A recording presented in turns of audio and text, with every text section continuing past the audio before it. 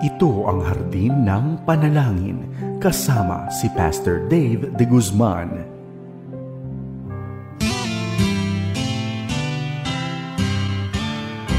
May harding mapananalanginan, doon si Jesus naghihintay. O kay ilam ng panalangin ang hardin, doon kay gandang manalangin. Tayong natulog sa luklukan ng Diyos sa hardin ng pananalangin. Isang magandang araw po ng Biyernes sa inyo, kaibigan. Kamusta ka na? Naway nasa mabuti kang kalagayan, maging ang iyong pamilya. Sa araw na ito, tayo ay makararanas ng iba't ibang uri ng pagpapala at kabilang rito ay pagpapalang spiritual. Bagaman hindi tayo ligtas sa mga hamon ng buhay, maaaring ipahintulot ng ating Panginoon sa larangan ng pananalangin na mamaya ay ating gagawin. Maihahaing natin anuman ang ating damdamin, mga bagay na minimithi mo at higit sa lahat tayo ay mag-aalay ng pasasalamat. Ngunit bago natin gawin ang mga bagay na nabanggit ko, hayaan muna natin siyang mangusap sa atin sa pamamagitan ng kanyang salita. Kaibigan, kapupulutan natin ng aral ang salita ng Diyos. Kaya halika, samahan mo ako ritong muli sa ating programang Hardin ng Panalangin. Sa hardin ng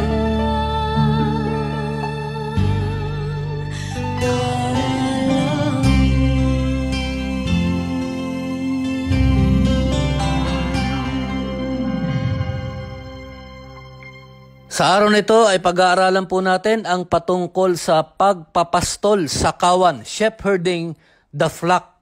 Titignan natin kung ano ang paalala ni Pablo sa mga pinuno ng iglesia sa Efeso. Ngunit bago natin tunghayan ang ilang bahagi dito sa aklat ng mga gawa, tayo muna ay manalangin. Dakila naming Diyos, marami pong salamat. At sa mga pagkakataong ito ay makadudulog kaming muli sa inyong salita. Panginoon, sa maraming kapamaraanan, kayo po ay mangusap sa amin. Pagpalain mo kami at ngayon pa lamang nag-aalay na kami ng aming taus-pusong pagpupuri at pasasalamat sa pangalan ni Jesus. Amen.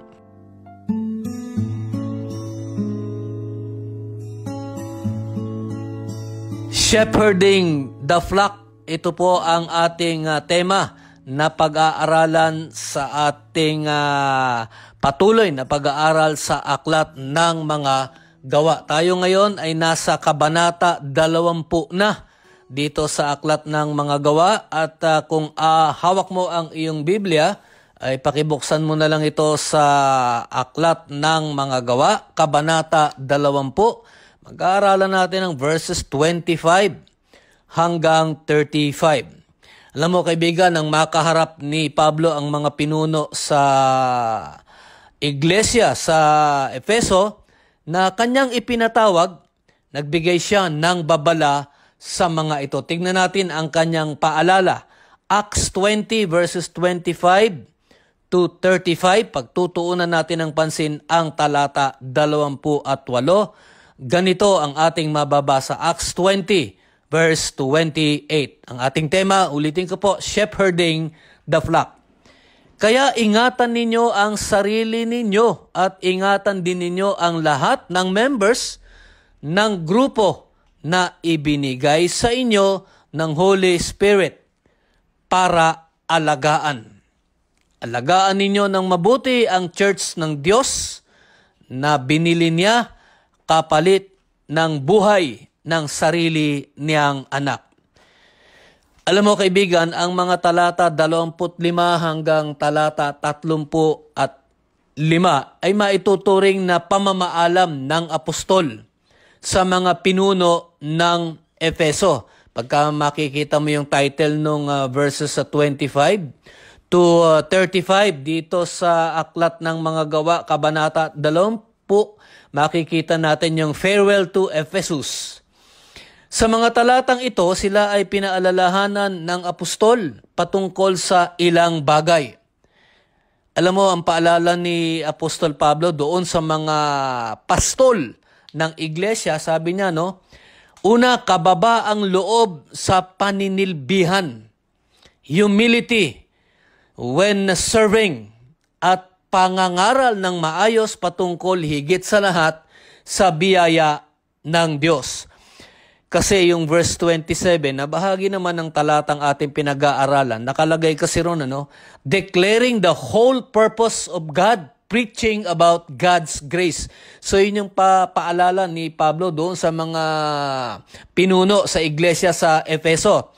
Humility at higit sa lahat yung pagpapahayag ng biyaya ng Diyos. Kaibigan, alam mo, ikaw man ay pastol o hindi, ang ating ipinapangaral o ipinapahayag sa kapwa, ito ay patungkol sa kaligtasan at ang kaligtasan na biyaya ng Diyos para sa isang makasalanan. Kumbaga sa God's grace given to sinful men. Alam mo, kung tayo ikilala natin si Kristo, naranasan natin to, ang biyaya ng Diyos. Paul's audience were church leaders, no? Yung kanyang mga tagapakinig, ito ay mga pinuno ng iglesia. Sa talata na ating binasa, makikita natin isang babala at isang pagtatalaga ang kanyang sinabi. Sabi nga ni Pablo, mag-ingat sa sarili at ingatan ang kawan. Alam mo kasi, kaibigan, alam ni Pablo ang mga pang-uusig ng bawat mananampalataya. Sa mga pang-uusig ng iglesia o sa iglesia na makararanas ng pang-uusig, ang mga mananampalataya ay hindi ligtas bilang bahagi ng iglesia. Ang mga pang-uusig na ito ay maaaring manggaling sa mga hindi pa nakakakilala kay Jesus. At mayroon din, kaibigan, yung mga tumatalikod sa pananampalataya. Yung bang sinasabi ni Pablo, there is apostasy within the body. Naglipa na ang mga bulaang mangangaral at maling katuroan at ang mga gumagawa o pasimuno nito ay mga mapagpanggap mismo na nasa loob ng iglesia. Alam mo kasi ganito rin inilarawan ni Jude ang dapat ingatan ng mga pinunong ito. Pag binasa mo yung Jude, yung verse 4, sabi nga rin ni Jude ron, may mga masasamang taong nakalusot sa atin nang hindi natin napapansin. Sila yung mga taong iniiba ang mensahe tungkol sa kagandahang loob ng Diyos para i-justify yung mga kahalayang ginagawa nila at nire-reject nila ang kaisa-isang Master at Panginoon nating si Jesus Christ.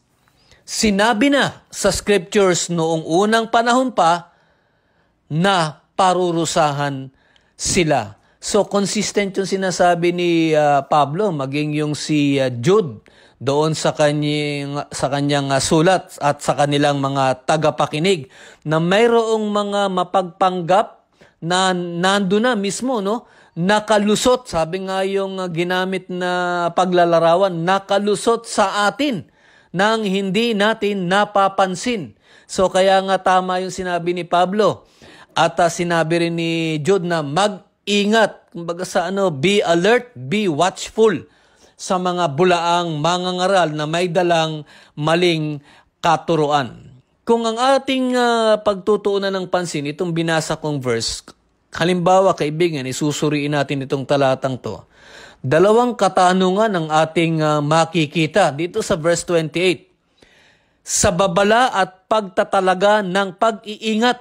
Yun ang sinasabi ni Pablo, may babala at may pagtatalaga ng pag-iingat. Babala sa mangangaral at pag-iingat naman ng mga pinuno sa kanilang kawan. Ang tanong paano ba ang pag-iingat sa sarili ng isang mangangaral? At paano niya iingatan ang kawan na ipinagkatiwala sa kanya ng Diyos? Dalawa kasi yung katanungan doon Papaano ka mag-iingat kung ikaw ay mangangaral? Mag-iingat ka sa sarili mo.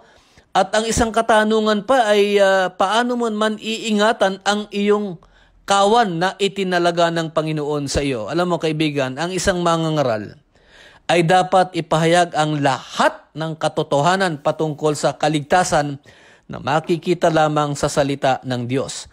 At alam mo ang pag-iingat dito, ito ay nangangahulugan ng pagpapasakop at pananangan sa karunungang mula o kaloob ng banal na spirito. Yun ang napakagandang basis upang ingatan natin ang ating sarili bilang mga mangangaral. Kung ikaw ay mangangaral, ay angkop sa iyo ang talatang ating pinag-aaralan. So dito sinasabi sa atin na mga mangangaral, yung pagpapasakop at yung pananangan sa karunungang ipagkakaloob ng banal na spirito sa atin. Hindi natin dapat, ito pa isang magandang aral para sa mga mangangaral, hindi natin dapat tinatangkilik ang ibang aral na hindi ayon sa salita ng Diyos. Ano mo, kung ikaw naman ay hindi mangangaral, pwede rin naman sa iyo ito. Kaya lamang sa ating talata, ang audience ni Pablo ay mga pastol. Kaibigan, ito ang tanging paraan ng pag-iingat sa sarili. Ang pagpapasakop natin sa banal na spirito at ang pananangan sa lahat ng katotohanan na kanyang ipinapangaral sa atin. Alam mo, itong mga encouragement na to o itong mga panghihikayat na ito ay liban pa sa pamumuhay natin ng may kabanalan. So pagka sinuri mo, pagka sa madaling salita ay iyong kinondense, iyong paalala, ang pinagkakaloob ni Pablo rito sa mga pinuno ay kaalaman at kabanalan. Yan ang nais ipahayag ni Pablo sa kanyang mga kausap na mga pinuno ng iglesia sa Efeso. Kung ganito ang kanilang magiging panuntunan bilang mga mangangaral, ganito rin ang kanilang gagawing pag-iingat sa kawan ng Panginoon. Alam mo, ang pagtuturo na ayon sa mga katotohanan sa salita ng Diyos at ang panghihikayat na mamuhay ng may kabanalan at lumago sa pananampalataya o kaalamang espiritual. So ganun yun, magtuturo ka ng ayon sa salita ng Diyos, tapos hihikayatin mo yung kawan mo na mamuhay ng may kabanalan at hihikayatin mo sila na sila ay lumago sa kanilang kaalamang espiritual maging sa kanilang pananampalataya. Ito ang dapat nilang ituro sa kawan. At alam mo, kaibigan, dapat paalalahanan natin ang ating mga sarili. Yung takot o yung paggalang sa Diyos, yan ang dapat nating gawin. Tayo ay igalang natin ang Panginoon. Na pagka ito ay ginawa natin, ito ay masasaksihan ng ating kapwa. At ito ay magiging isang magandang patotoo at patunay na tayo nga ay mga anak ng Diyos. Alam mo kaibigan, ang talata na ating pinag-aaralan, ito ay isa ring paalala patungkol sa ganap na pagtalima. Ito naman, obedience naman yon, no? Sa lahat ng nais ng Panginoon. Kaibigan, ang pagpapala ng Diyos, pagka ganito ang nangyari, ang pagpapala ng Diyos ay mararanasan ng buong iglesia. Kung patuloy silang nagpapakita ng kabanalan at katatagan sa mga utos at panuntunan ng Diyos, sila ay pagpapalain ng ating Panginoon. Bagaman ang talatang ito ay pag-uulit lamang ng panghihikayat ni Pablo, ganito rin kasi sinabi ni Apostol Pablo kay Timoteo. Paliwanag pa rin ng talata, bigyang proteksyon ang kawan sa anumang maling katuroan maging sa mga bulaang mangangaral. Kaibigan, ang pag-iingat sa kawan sa lahat ng bagay ay pagpapahayag ng pag-ibig ng mga pinuno ng iglesia na tulad ng pag-ibig na inalay ni Jesus upang ang lahat ay makakilala sa biyaya ng Diyos. Kaibigan, ang tanong para sa atin, mangangaral ka man o hindi, gaano ka katatag sa mga bagay na espiritual? Nakikita ba sa atin ang isang magandang halimbawa bilang mga anak ng Diyos?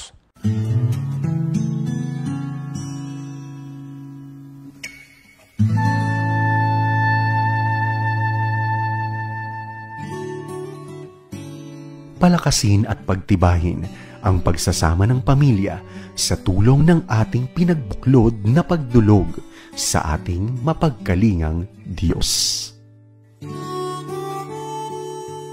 Ako po si Pastor Rolando Rolly Anura ng Exodus Harvester Disciple Church na nasa ilalim po ng Philippine Missionary Fellowship. Tayo po ay manalangin.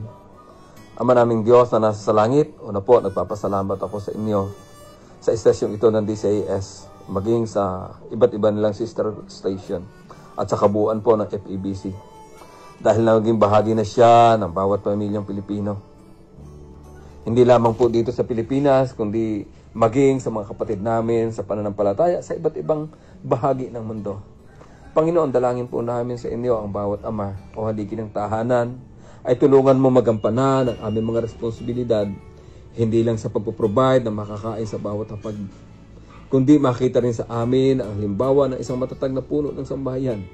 Pagdating sa pagpapatupad ng mga aral mo, makita kaming magandang halimbawa ng pagsunod sa Diyos bilang isang tunay na disipulo ng Panginoong Jesucristo.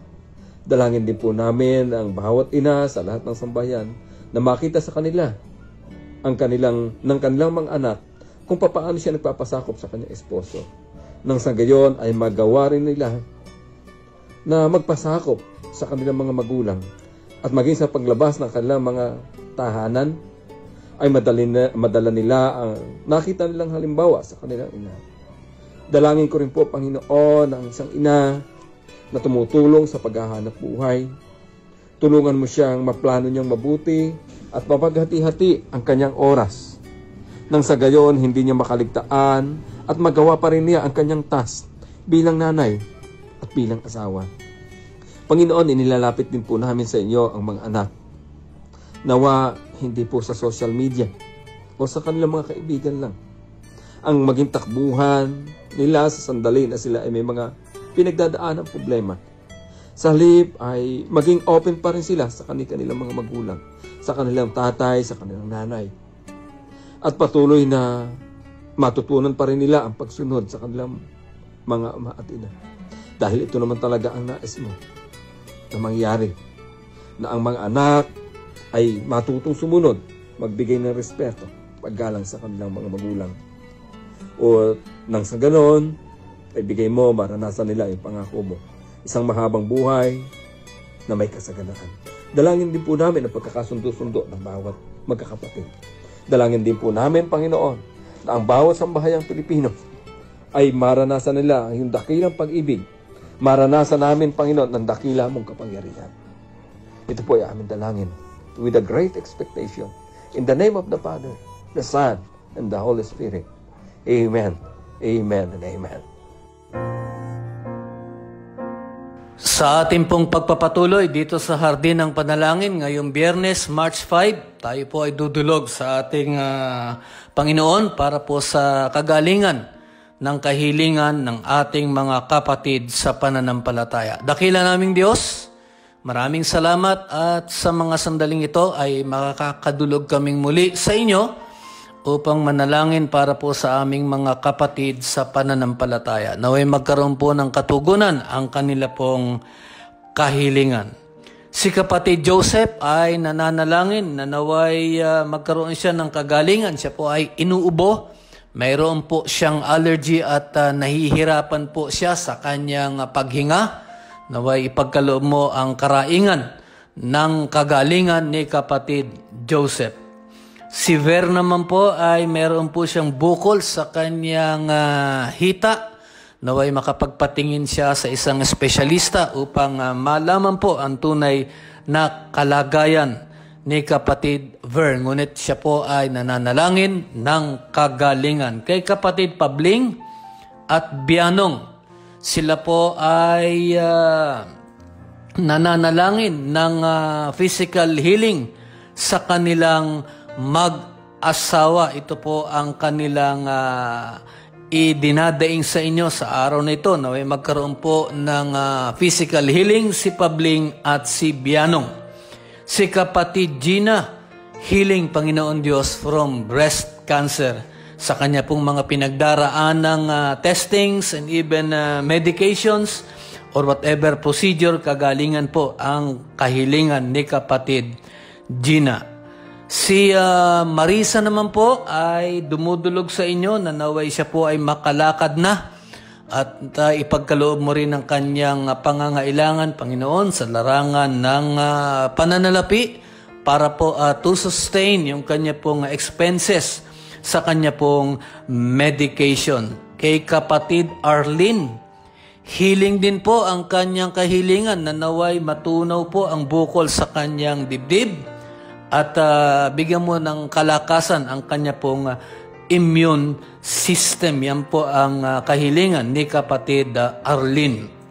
Kay kapatid Andrea, naway maging maganda po ang resulta ng kanyang laboratory test at nang sa ganon ay ma-schedule na po ang kanyang eye operation. Si Kian, wisdom para sa darating na exam. Yan po ang hinihiling ni kapatid Kian. Si kapatid Alfie, good health and protection sa kanya pong buong sambahayan at maging para sa kanya. Yan po ang hinihiling ni kapatid Alfie.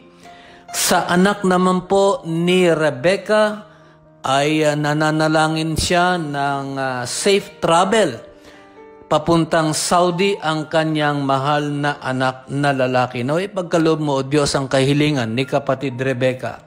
Sa anak na babae naman po ni Marites, wisdom at strength sa kanya pong darating na board examination.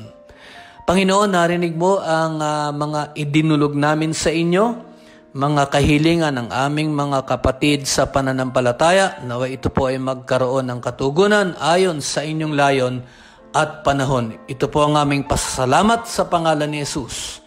Amen.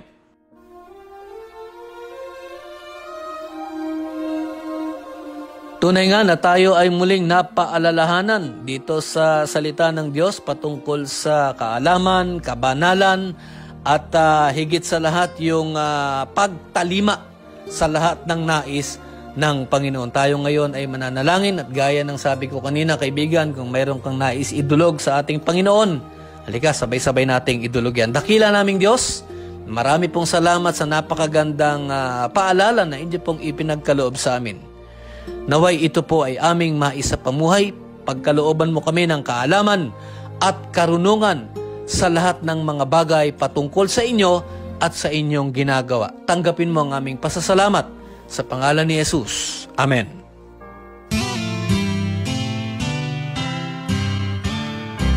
May harding mapananalangin.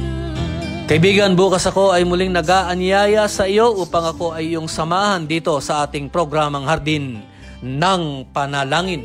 Maganda ang aral at paalala, kahit bukas inaanyayahan kita na ako ay iyong samahan dito sa ating programang Hardin ng Panalangin. Tandaan mo, huwag mong kalilimutan, simulan mo ang araw sa panalangin puspos at ito ay magtatapos na pinupuri mo ang Panginoong Diyos. Ako po, si Pastor Dave de Guzman.